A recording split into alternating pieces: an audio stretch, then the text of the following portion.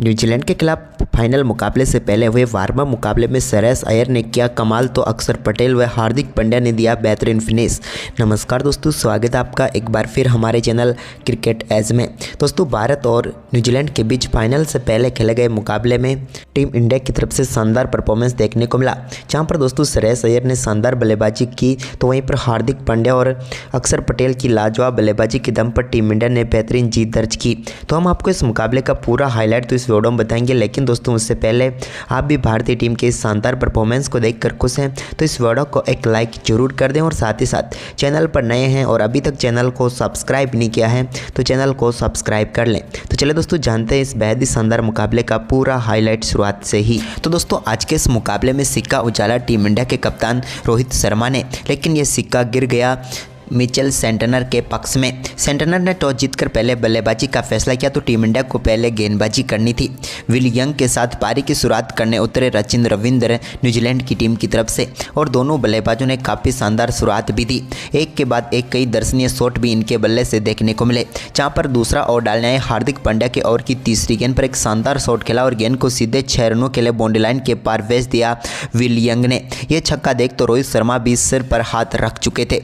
इसके बाद दोस्तों रचिन रविंद्र ने भी यहां पर एक और शानदार शॉट खेला और अपर कट के जरिए गेंद को बाउंड्री लाइन के पार भेजने में वो भी कामयाब हुए और इस ओवर में दोनों बल्लेबाजों ने एक एक चौका जड़ दिया।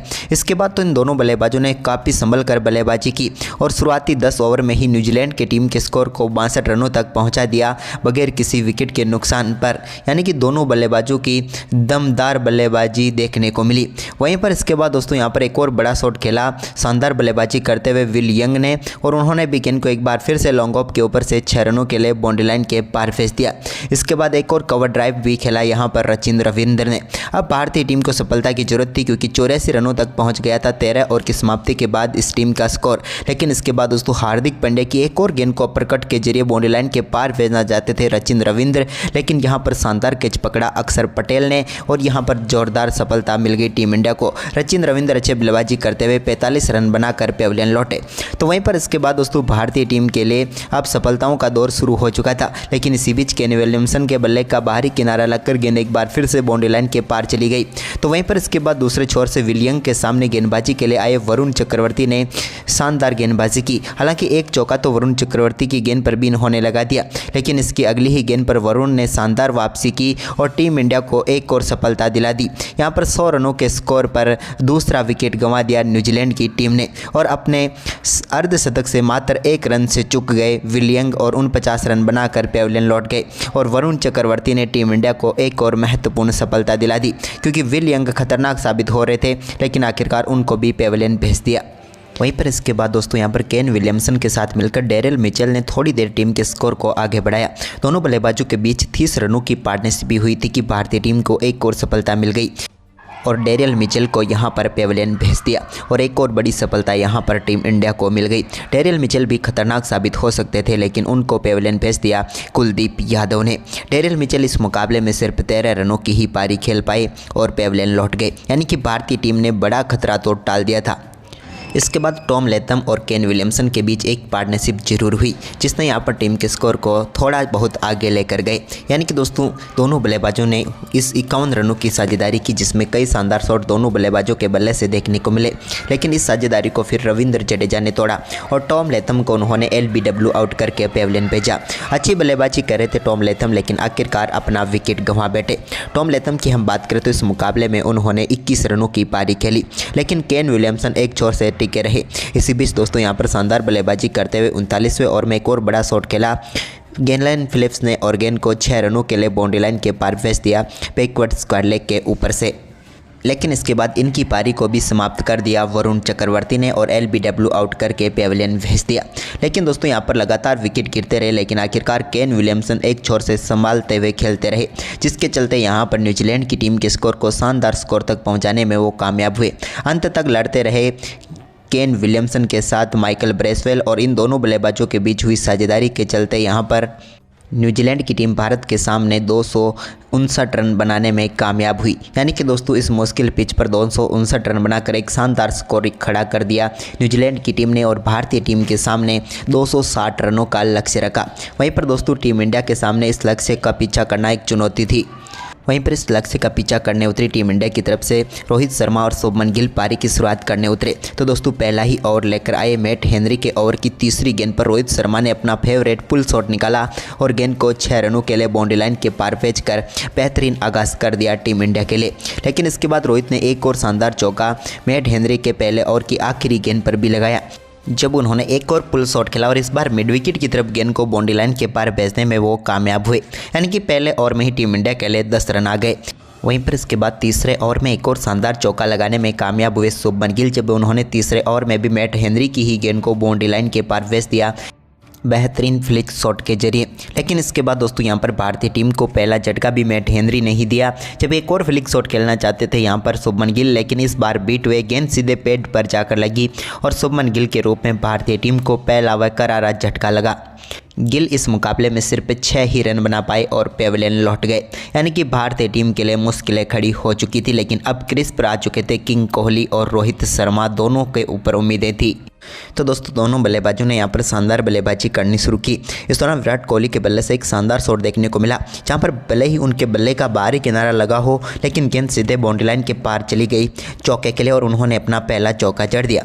इसके बाद रोहित शर्मा ने आक्रामक खेल दिखाते हुए 5वें ओवर में एक और बड़ा शॉट खेला और गेंद को शानदार तरीके से सामने की तरफ चौके में तब्दील कर दिया। ये रोहित के बल्ले से निकला हुआ एक ज़बरदस्त स्लैप था, जो कि सीधे बाउंड्री लाइन के पार गया 1 बाउंस चौके के लिए। इसके बाद रोहित शर्मा ने एक और ऐसा ही शॉट खेला, जहां पर सामने की तरफ 7वें ओवर में भी उन्होंने एक और शानदार चौका जड़ दिया। इसके बाद दोनों बल्लेबाजों का ये शानदार परफॉर्मेंस जारी था। इसी दौरान काइल जेमिसन के एक और ओवर में रोहित शर्मा ने बड़ा शॉट खेलना चाहा, लेकिन इस बार रोहित से फिर से चूक हुई और यहाँ पर बैकवर्ड स्क्वायर के ऊपर वो अपना कैच विल यंग को थमा बैठे और यहां पर बड़ी सफलता मिल गई न्यूजीलैंड की टीम को, क्योंकि रोहित यहां पर खतरनाक साबित हो सकते थे, लेकिन उनको पेविलियन भेज दिया।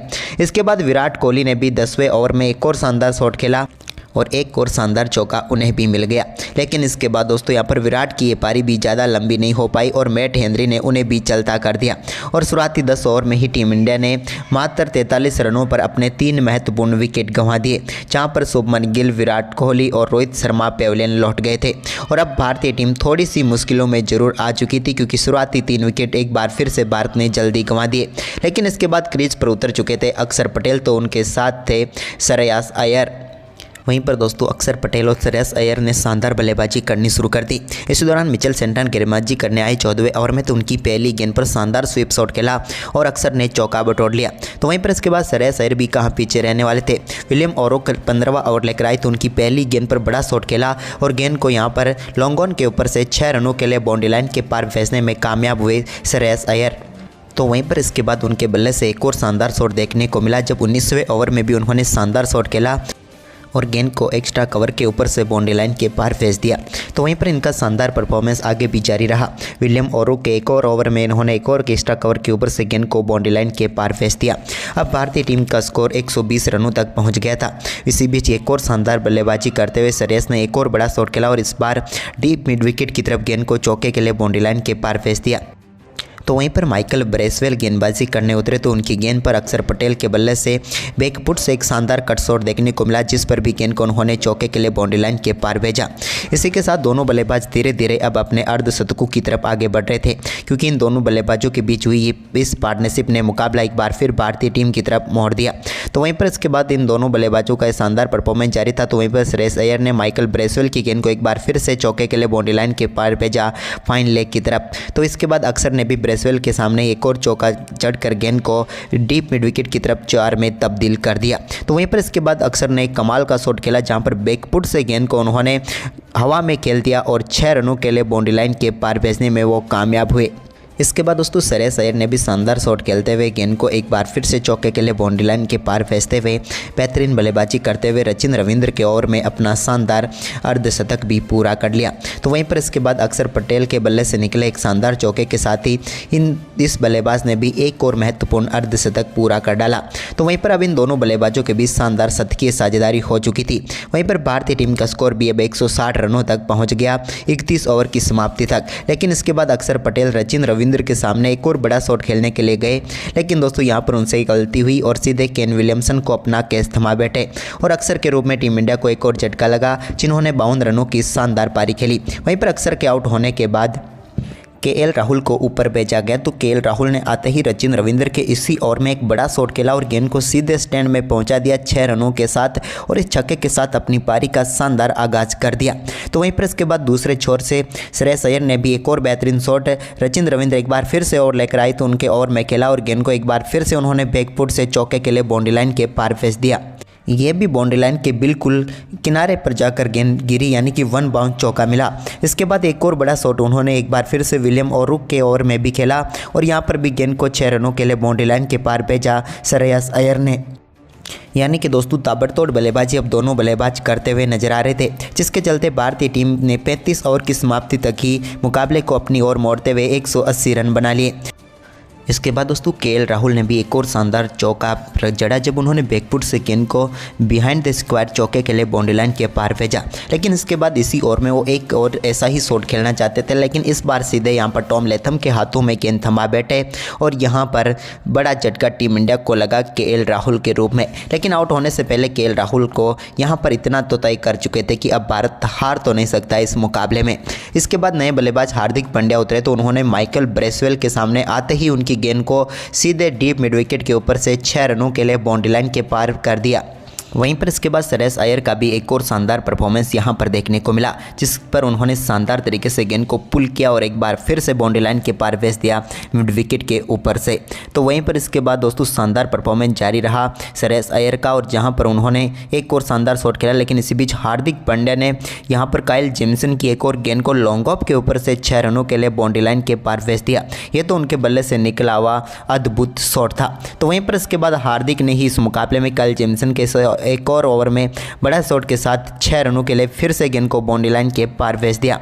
इसके बाद भारत को अब जीत के लिए सिर्फ 4 ही रन चाहिए थे और सामने हार्दिक पांड्या थे, तो फिर यहाँ पर कहाँ मुकाबला अंत तक जाता। और वहीं पर उन्होंने पुल शॉट खेला और गेंद को बैकवर्ड स्क्वायर के ऊपर से 6 रनों के लिए बाउंड्री लाइन के पार भेजकर टीम इंडिया को शानदार जीत दिला दी। दमदार बल्लेबाजी यहाँ पर हार्दिक के बल्ले से देखने को मिली।